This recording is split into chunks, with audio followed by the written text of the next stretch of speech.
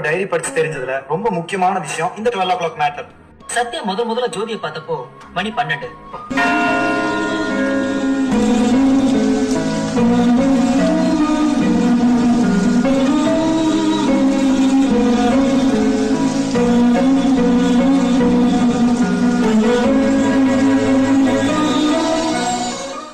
கண்ணனுக்காக காத்திருக்கிற மீராவை நான் கதையில படிச்சிருக்கேன். ஆனா எனக்காக காத்திருக்கிற கண்ணனை இப்ப நான் முதல்ல பாக்குறேன். எனக்கு நீ வேணும். உனக்காக நான் எல்லாத்தையும் விட்டுட்டு வந்துட்டேன் சத்யா.